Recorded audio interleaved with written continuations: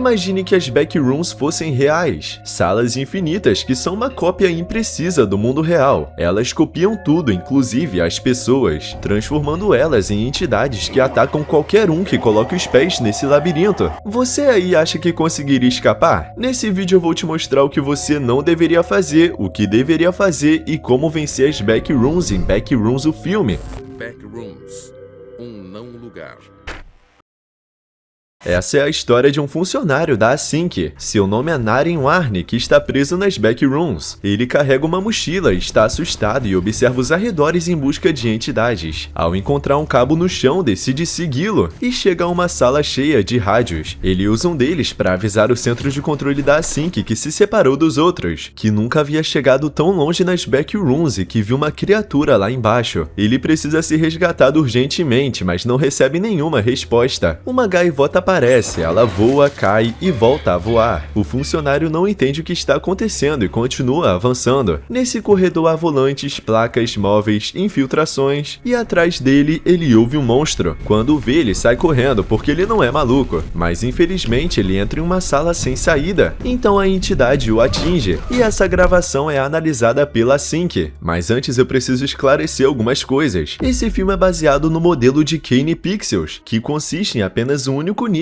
habitado por algumas entidades, e não em milhares de níveis habitados por centenas de entidades. É importante destacar isso, porque se você ficar preso nessas backrooms, como acontece com Naren Warne, e encontrar uma saída, você volta para o mundo real, e não para outro nível, subnível ou dimensão. Mas nessa cena, esse homem não consegue escapar e acaba sendo morto por uma entidade. O que Naren Warne deveria ter feito era procurar uma zona nula. Essas zonas podem ser percebidas por causa de uma diferença de elevação ou pela distorção que uma câmera como a que ele carregava pode provocar, e que poderia ter sido usada para localizar uma delas. Especificamente, essas zonas produzem um fenômeno eletromagnético, interferindo em aparelhos eletrônicos e representam a única forma de entrar e sair das backrooms, de acordo com o modelo do Kane Pixels. Essa passagem pode surgir através do chão, de uma parede e principalmente do teto, que é do tipo forro falso, como é confirmado em um vídeo do canal do Kane Pixels. Esses tetos são feitos com materiais leves, instalados a certa distância da estrutura principal, e suas placas podem ser derrubadas facilmente jogando um sapato, ou subindo em algum dos móveis das salas e golpeando-as, ou procurando uma escada ou uma corda, como aparece na websérie do Kane Pixels. E vale se lembrar de que esse homem é um funcionário da Async, a empresa que descobriu as backrooms. Mesmo que eles não tenham mapeado todas as salas, já que são infinitas, eles sabem muito bem o que podem encontrar ali, e sabem que elas são compostas por apenas 10 áreas. Em 9 delas existem entidades, mas em uma delas não. A 10ª área não costuma ser frequentada, e é justamente para lá que Naren deveria ter ido. E foi exatamente isso que ele fez. Seguindo esse cabo, ele chega à área da Async, que é uma pequena sala onde há equipamentos eletrônicos e alarmes com sensores de som e movimento. Permanecendo ali, mesmo que os rádios não estivessem funcionando, ele teria alertado alguns funcionários da Async no mundo real, e provavelmente o som dos alarmes teria afastado as entidades, pois elas são sensíveis a ruídos altos, e seria apenas uma questão de tempo até que resgatassem o homem.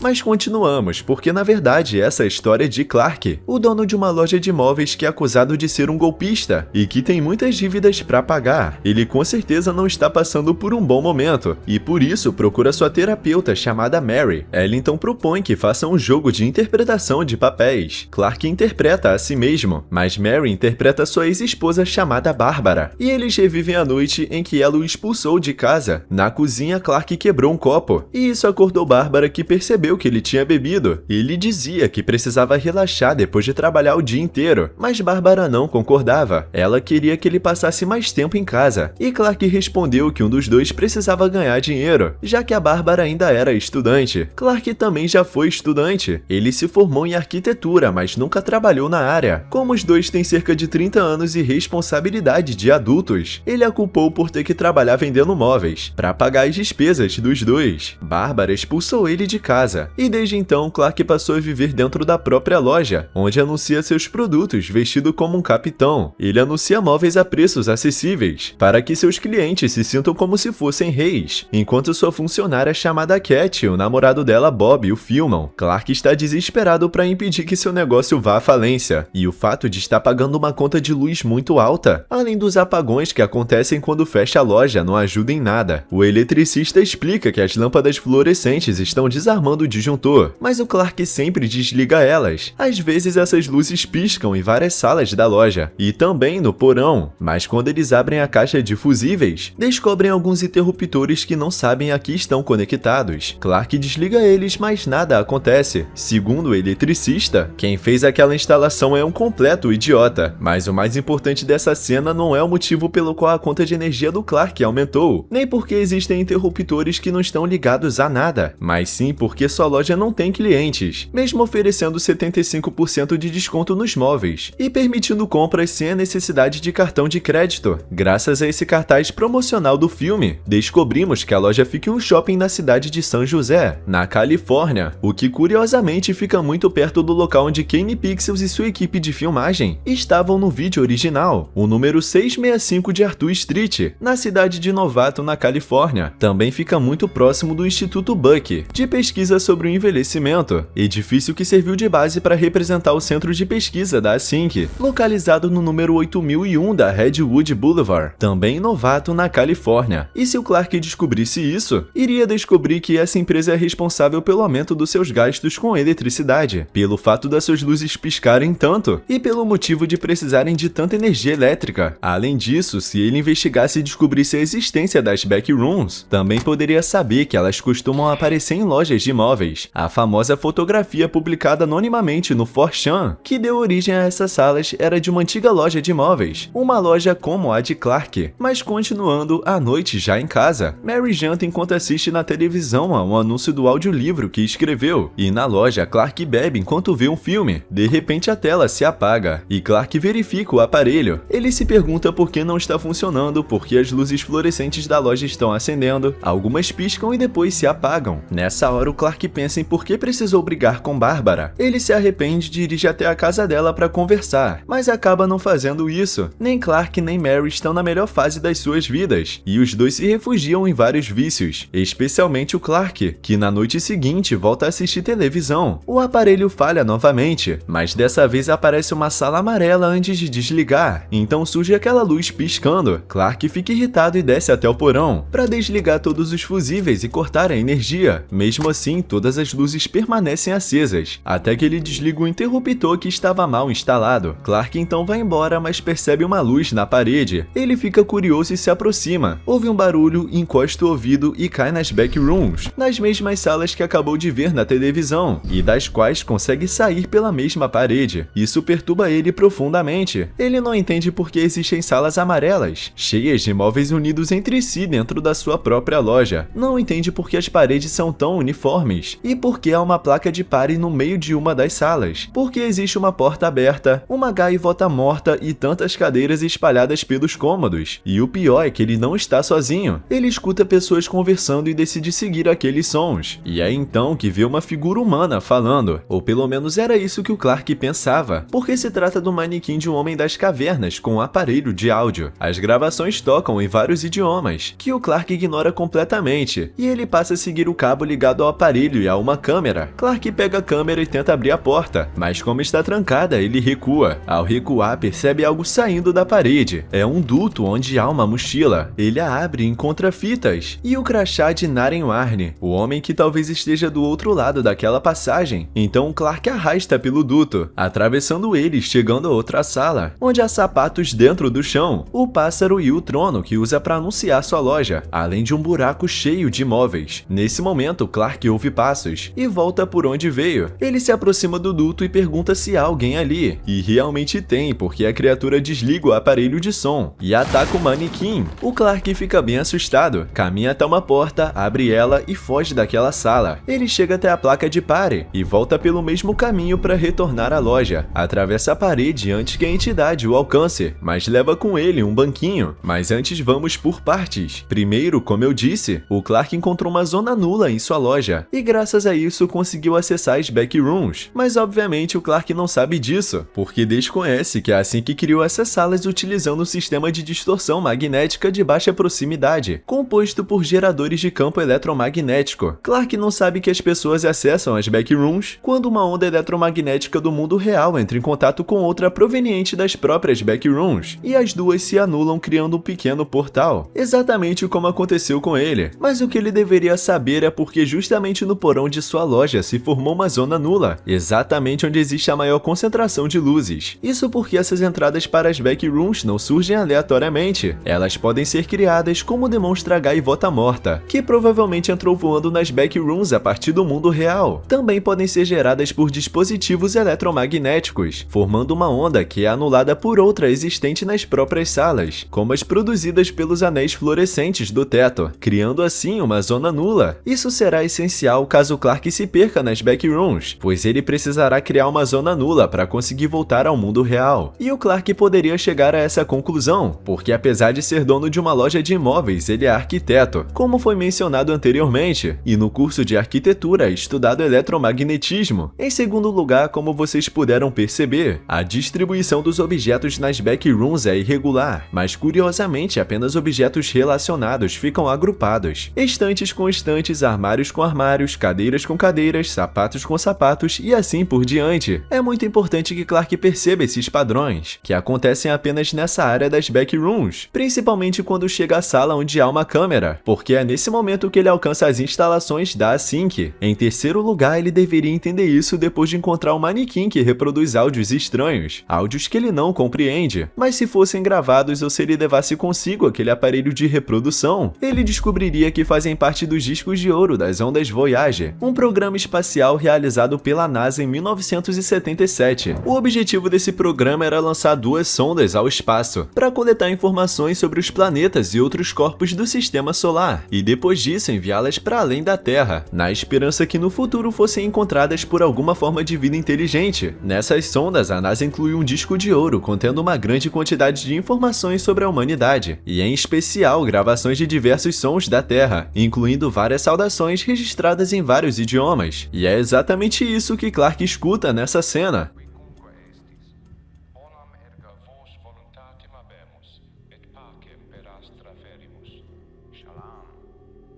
Ele ouve a mensagem que a paz esteja com vocês. Nós, habitantes da Terra, enviamos nossas saudações. Isso significa que existem seres desconhecidos habitando nas Backrooms, e que é assim que está tentando estabelecer comunicação com eles. Também significa que o Clark não deveria voltar para lá, porque é extremamente perigoso. Mas em quarto lugar, como ele acaba voltando? E como vocês viram, leva um banquinho das Backrooms que nunca mais aparece no filme. Se fosse realmente inteligente, poderia simplesmente pegar todos os móveis das Backrooms e vendê-los em sua loja por preços ainda mais baixos do que os que já oferece, ganhar muito dinheiro e resolver de vez os seus problemas financeiros. Mas não é isso que acontece. Na manhã seguinte, Clark vai ao encontro marcado com Mary. Ele tá bem angustiado e sente que precisa contar a ela tudo o que encontrou. As Backrooms são salas que ficam do outro lado de uma parede e que são uma cópia da loja. No começo parecem um prédio de escritórios, mas conforme se avança nada mais faz sentido e não há ninguém ali, apesar do Clark ter ouvido passos e visto coisas se moverem, mas como aquele lugar é enorme, provavelmente existam outras pessoas. Ele desenha um mapa daquele labirinto e o mostra pra Mary. No entanto, ela não acredita que o que ele está dizendo seja verdade. Mary duvida muito do Clark e ele vai embora muito irritado, decidido a voltar com provas, pra demonstrar que as Backrooms são reais. Era esperado que Mary não acreditasse nesse maluco, assim como qualquer outra pessoa, porque a existência das Backrooms só podem ser comprovadas mostrando elas, e não apenas falando sobre. Por isso, Clark deveria ter convidado sua terapeuta para ir até a loja e ver com os próprios olhos o que ele havia descoberto, mostrando que cada uma das salas desenhadas em seu mapa realmente existia. Além disso, pelo audiolivro da Mary, nós descobrimos que ela utiliza um estilo de psicoterapia relacional e experimental, algo que também fica evidente durante o exercício de interpretação de papéis que fazem juntos. Mas esse método não é o mais indicado para alguém narcisista como Clark, que, como vocês viram, ou enxerga as outras pessoas como se fossem móveis. Nesse caso, o mais recomendado é uma psicoterapia de apoio, oferecendo suporte ao paciente. Isso incluiria, por exemplo, acompanhá-lo até essas supostas salas ao lado da sua loja. Continuando, antes de voltar para a loja, Clark vai até a casa de Cat e Bob. Ele precisa da ajuda dos dois para investigar as backrooms e promete pagá-los para documentarem a expedição. No dia seguinte, Clark coloca uma corda dentro de uma mochila e se prepara para atravessar a entrada das backrooms. Quando entram, tanto Cat quanto Bob ficam impressionados. Eles estão em salas amarelas cheias de móveis, que o Clark pretende investigar. Desde que descobriu aquele lugar, Clark vem entrando todas as noites, mas explorou apenas uma pequena parte daquele imenso espaço. Por isso amarra uma corda em Bob para que ele desça e filme tudo que encontrar. Enquanto Clark e Cat seguram a corda, Bob desce e chega a uma sala cheia de roupas sujas. O curioso é que ali está a camiseta que ele usava alguns dias antes. Também está o manequim dos Homens das Cavernas, e algumas luzes começam a piscar. Então surge uma entidade. Bob fica assustado e tenta subir pela corda. Clark e Cat puxam com todas as forças, e quando ele está quase chegando, avisa que há alguém lá embaixo. Alguém começa a puxar a corda na direção contrária e arrasta o Bob. A criatura leva junto a cama, a qual a corda estava amarrada, fazendo os dois caírem. Eles veem o monstro atacar Bob, e não conseguem fazer absolutamente nada para ajudá-lo. E é justamente por isso que antes de entrar nas backrooms, o recomendado é levar alguns itens essenciais para sobreviver, como uma mochila, um kit de primeiros socorros, uma lanterna, um relógio, água, comida, um saco de dormir, roupas extras e principalmente alguma arma para se defender das entidades. Se tivessem seguido essas recomendações, poderiam ter evitado a morte do Bob. Se antes de chegar a essa situação, Clark tivesse levado uma tesoura, poderia ter cortado a corda quando o Bob estava voltando, impedindo que a entidade o levasse. Da mesma forma, se Clark tivesse recolhido a parte da corda que ficou frouxa dentro do buraco, a criatura não teria conseguido puxá-la e, consequentemente, não teria arrastado o Bob. Mas existe uma teoria por trás disso tudo, que o Clark pede de propósito para o casal de jovens entrar nas backrooms, para que eles se tornem vítimas do capitão. Como vocês podem ver quando o Bob está sendo puxado, Clark não faz muita força e parece até estar fingindo. Isso porque Clark já passou noites suficientes dentro daquelas salas para sofrer a chamada Síndrome da Insanidade, uma condição psicológica dividida em várias fases, e que afeta a maioria das pessoas que vagam pelas backrooms. Conforme o tempo passa, o camarada fica maluco, começa a ter visões, sua pele fica avermelhada, sua expressão facial muda de forma característica, e no estágio final perde completamente a sanidade. Clark já demonstra alguns desses sintomas, e se Bob ou Cat tivessem percebido isso, mesmo sem conhecer a existência das backrooms, provavelmente teriam recusado a proposta de entrar naquele lugar e ninguém teria morrido. Mas continuando, depois do ataque contra Bob, Cat tenta ajudá-lo, enquanto Clark entra em outra sala, mas dessa vez com paredes brancas e um armário que o leva novamente às salas amarelas. Ali há dezenas de móveis idênticos aos que existem em sua loja. O Clark começa a ouvir barulhos e, assustado, procura uma saída. Quando finalmente a encontra, abre uma porta e se esconde. Ele entra em uma sala onde há uma árvore de Natal e vários manequins presos ao chão. Existe uma entidade sentada ali, e quando ele ilumina o local, percebe que há outra. Isso assusta muito, fazendo ele sair correndo. O lado positivo é que ele acaba chegando a uma área cheia de banheiros e piscinas por onde consegue se deslocar. O lado ruim é que escuta alguém batendo em uma porta. Então ele ouve os gritos da Cat, que implora para que ele a deixe entrar, mas o Clark não consegue encontrá-la. Existe uma parede entre os dois, mas ela fala que está do outro lado do vidro. Ele não consegue vê-la. O Clark se vira por um instante e deixa a câmera no chão, mas uma entidade a pega e a gravação termina. Nessa cena, a teoria mais popular fala que Cat está vendo Clark através de um vidro unidirecional e que por isso ele enxerga apenas uma parede. Muitos acreditam que aquele lugar seria uma sala de observação criada pela Sync para estudar as backrooms a partir de suas instalações, mas isso não é verdade. O que existia entre os dois era uma zona nula. Temos que lembrar de que essas zonas podem ser identificadas por uma diferença de elevação, e Clark está justamente em um ponto mais alto quando conversa com Cat. Segundo a websérie, essas zonas criam um pequeno campo KX, que corresponde a um ponto dimensional nas fórmulas relacionadas às equações dos campos eletromagnéticos. Isso significa que, da mesma forma que fez todas as outras vezes em que entrou nas backrooms, Clark poderia simplesmente tocar a parede, até encontrar o ponto exato da zona nula, e atravessá-la para se reunir com Cat. Assim os dois poderiam ter sobrevivido, porque ao contrário dos humanos, as entidades não conseguem atravessar zonas nulas. Enquanto isso, em casa, Mary sonha com a época em que era criança, e sua mãe não permitia que ela saísse pro lado de fora, dizendo que eles estavam por toda parte, e as pessoas que ela estava se referindo eram as pessoas que destruíram a porta da casa dela e demoliram aquela residência para construir um prédio no local. É por isso que Mary guarda um pedaço de concreto da antiga casa, e é justamente por isso que quando Clark liga para ela, e Mary escuta a mensagem que ele deixou, dizendo que encontrou o caminho e que não vai voltar, ela se assusta, entra no carro e dirige até a loja. Ao chegar, ela estaciona, e quando abre a porta percebe que faz muito tempo que ninguém entra naquele lugar. No porão, nota que as luzes estão piscando, e vê o mesmo mapa que Clark havia lhe mostrado, além de uma porta desenhada na parede. Ela fica curiosa e se aproxima, e observa uma mosca desaparecer, e ao colocar a mão na parede, ela também desaparece. Assim, Mary também entra nas backrooms, nas salas amarelas onde já não existem móveis, pelo menos naquelas primeiras salas. Em outras, ela continua seguindo o sinal, e encontra móveis da loja espalhados pelo caminho. Mary atravessa uma porta e chega até uma sala repleta de cadeiras. Ali tem uma parede coberta por desenhos bem estranhos, mostrando a silhueta do capitão devorando uma pessoa. Ela não entende absolutamente nada, então ouve alguém atrás dela, e ao se virar ela vê Clark. Ela pergunta onde eles estão, e ele responde que estão em todos os lugares que um dia existiram. Clark está ali há tanto tempo que já nem consegue se lembrar quanto tempo passou, mas ainda se recorda de que aquelas salas estão infestadas de entidades, principalmente a sua entidade que é o capitão. A criatura começa a avançar, e quando parece que vai sair do esconderijo, Clark surpreendentemente agarra Mary pelo pescoço e a estrangula até que ela desmaie, e Mary perde a consciência. Ela sonha com o momento em que sua mãe foi internada em um hospital psiquiátrico, e com a época em que ficou completamente sozinha em casa. Em seguida, atravessa todos os níveis existentes no mundo real, cada um mais assustador que o anterior, até chegar ao ponto mais profundo das backrooms. Naquela entrada, é ali que Mary desperta. Ela está amarrada em uma cadeira ao lado de várias entidades, e do Clark, que lhe entrega um prato vazio. Ele se senta à sua frente. Ao lado dele tem uma faca, e Mary percebe que ele pretende matá-la. Sabendo que precisa impedir isso de alguma forma, ela pergunta quem são aquelas pessoas de rostos deformados. Clark explica que são pessoas das quais as backrooms se lembram, e que quanto mais vezes elas são recriadas, mais deformadas elas se tornam. Sim, essas pessoas existem no mundo real, mas nas backrooms são apenas lembranças imperfeitas. Na verdade, as próprias backrooms também são assim, mas o Clark não acredita que sejam imperfeitas. Pelo contrário, acha que são melhores do que as originais, e demonstra isso explicando que aquelas pessoas não sentem dor, e ainda podem servir de alimento. Seus corpos são feitos de uma substância branca, que Clark coloca nos pratos. Foi assim que conseguiu sobreviver durante todo esse tempo. Ele está se alimentando de Katia, e já matou ela, e Mary percebe que será a próxima vítima. Mas calma aí, em primeiro lugar, como é confirmado nessa cena, as backrooms são criadas pela memória, e por isso cada sala é semelhante às demais, mas ao mesmo tempo diferente. Pensem que quando alguém relembra uma memória específica, nunca recorda da mesma maneira. Essa explicação difere do que Kane Pixel afirmou na websérie, na qual todas as backrooms se originavam da mente de Ivan Beck, seu criador. Já no filme é dito que essas salas são do mundo real, congelados no tempo e recriados nesses espaços. Elas são recriadas repetidamente, se tornando cada vez mais imprecisas. Isso significa que as backrooms estão vivas, e que suas salas, corredores, construções e monstros são formados a partir das memórias de suas vítimas. Essa é uma informação que qualquer pessoa que entre nesse labirinto deveria descobrir, para entender como escapar. Mary deveria ter percebido isso, ou ainda precisa descobrir agora para conseguir fugir. Em segundo lugar, essas entidades são chamadas de naturezas mortas, formas criadas pelas próprias backrooms, a partir da aparência física e das lembranças das pessoas que entram nelas. Não são seres humanos, e isso fica evidente quando Clark rasga a camisa de uma delas e arranca um pedaço do seu próprio corpo. O fragmento não é carne, mas sim uma substância branca e esponjosa. Todas as naturezas mortas são feitas desse mesmo material. Se observarmos bem, ele é muito parecido com os filamentos encontrados nos fungos, e isso faz muito sentido, porque segundo o modelo do Kane Pixels, as backrooms foram criadas por geradores de campo eletromagnético, e as entidades que vivem em seu interior produzem fenômenos eletromagnéticos quando se aproximam de aparelhos eletrônicos como uma câmera. Da mesma forma, os fungos utilizam impulsos elétricos para se comunicarem. Eles enviam pequenos sinais elétricos através da sua rede de micélio para outros fungos conectados a ela. Nas backrooms acontece algo semelhante. As naturezas mortas permanecem conectadas e sobrevivem sobrevivem graças ao eletromagnetismo. Por isso, para derrotar essas criaturas, ou qualquer outra entidade semelhante, seria necessário atacá-las com um pulso eletromagnético suficientemente poderoso para gerar uma onda de energia, capaz de induzir grandes correntes elétricas em seus corpos e desintegrá-las por completo. Era isso que Clark deveria ter feito quando encontrou essa criatura, já que havia um ventilador elétrico atrás dela. E é exatamente isso que Mary deveria fazer agora, utilizando qualquer aparelho elétrico que encontrasse nas backrooms, mas somente depois de conseguir se libertar. Para evitar morrer, Mary tenta conversar com o Clark. Ela se oferece para ajudá-lo e fala que fará qualquer coisa de que ele precise. Clark quer apenas uma coisa, que ela diga que ele estava certo, que não havia feito nada de errado com sua ex-esposa. Por isso ele propõe repetir o jogo da interpretação de papéis. Ele apaga as luzes, arranca os cabelos de uma entidade que representa a Bárbara e os coloca em Mary. Ela fará o papel da sua ex-esposa, enquanto Clark interpretará a si mesmo na noite em que foi expulso de casa. Não esqueçam de que Clark quebrou um copo, e dessa forma ele acordou a Bárbara. Ele explicou que havia chegado tarde porque depois do trabalho saiu para beber cerveja. Como era ele quem pagava a casa, quem pagava os estudos da Bárbara e quem sustentava os dois, Clark acreditava que tinha total liberdade para agir como quisesse. A conversa se torna cada vez mais desconfortável, e Mary tenta interpretar o papel da Bárbara. Ela o enfrenta e diz exatamente aquilo que ele não queria ouvir, que sua esposa não abandonou por causa da bebida, nem por ele chegar tarde em casa, mas por causa das suas constantes reclamações. Clark nunca aceitava culpa por nada, nem mesmo agora depois de ter amarrado Mary. Ele quer saber como pode deixar de agir dessa maneira, mas a Mary responde que não pode ajudá-lo nisso, porque essa mudança depende apenas dele, e o Clark infelizmente não quer mudar. Ele começa a chorar, confessando que gosta das backrooms e que se sente em casa naquele lugar. Então Mary pede que ele fique ali e que deixe ela embora logo. Clark se levanta com a faca, desamarra Mary e pede perdão, mas é tarde demais, porque a entidade que representa a Bárbara foge e o capitão está chegando. Quanto mais tempo uma pessoa permanece nas backrooms, mais fica maluca. Foi exatamente isso que aconteceu com Clark. Sua situação é muito semelhante à da protagonista do livro The Yellow Wallpaper, obra que inspirou a criação da websérie de Kane Pixels. Nessa história, uma mulher que sofre de depressão pós-parto é trancada pelo marido em um quarto coberto por um papel de parede amarelo, que parece mudar constantemente, se tornando repulsivo e doentio, muito parecido com o das backrooms. Aos poucos, o padrão repetitivo e antinatural daquele papel acaba distorcendo sua percepção da realidade, da mesma forma que acontece com quem entra nas backrooms. Ela começa a ter alucinações, acreditando enxergar figuras presas dentro de um papel de parede, e por fim arranca completamente o revestimento das paredes. Ao fazer isso, consegue escapar mentalmente e, consequentemente, também fisicamente daquele lugar. Ou seja, se alguém fica preso nas backrooms por causa de um trauma, como acontece com o Clark, que demonstra comportamentos abusivos, a única forma de escapar é superando esse trauma. Como vocês viram, Mary chega a essa conclusão, mas fala pro Clark que não pode ajudá-la, o que na verdade não é totalmente correto. Se ela ou qualquer outra pessoa derrotasse o capitão, a entidade que representava toda a raiva, a agressividade e tudo de ruim relacionado ao comportamento do Clark com Bárbara, essa parte da sua personalidade seria eliminada, permitindo que ele voltasse ao normal. Isso porque, ao contrário do mundo real, nas backrooms, diferentes aspectos da personalidade das pessoas podem se separar e até mesmo serem eliminadas. Infelizmente, Clark nunca percebe isso. Quando o capitão aparece, convence Clark de que está tudo bem, de que eles não precisam mudar nem abandonar aquelas salas. Em seguida, a criatura agarra ele, o morde, o espanca e o mata. Mary fica aterrorizada e foge daquele cômodo. Ela sai da casa e começa a procurar uma saída. Como a porta à sua frente não abre, o capitão continua perseguindo ela. Mary entra em outra casa e percorre corredores e salas cheias de móveis, passagens estreitas, portas pequenas demais para que o capitão consiga atravessar e ambientes inacabados. Por isso, antes que a entidade arrebente a porta, ela rasteja por uma escada e escapa através de um alçapão. O problema é que ela sai mancando, pois machucou uma das pernas. A boa notícia é que ela parece ter chegado ao porão da loja e acredita que finalmente conseguirá sair dali, mas não, ela continua presa nas backrooms. O capitão continua perseguindo ela e Mary pega um cabideiro para tentar se defender. A criatura o destrói com um único golpe. O capitão cai por um instante, permitindo que Mary fuja, mas não por muito tempo. Ela tropeça no manequim e acaba acionando alguns extintores que liberam um gás sonífero. Alguém está gravando toda a cena e a Mary quase perde a consciência, quase, porque ela desperta a tempo antes que o capitão consiga devorá-la. Então, com um pedaço de concreto que sempre carrega consigo, Mary acerta o rosto do capitão, causando um ferimento tão forte que a criatura solta ela. Ela aproveita para fugir por um corredor tão estreito que a entidade não consegue entrar. Voltando a falar das naturezas mortas, nessas cenas vocês podem perceber que seus movimentos não são humanos. Como eu já havia explicado, elas são imitações distorcidas de pessoas do mundo real. Assim como as backrooms recriam versões imperfeitas de lugares reais, essas criaturas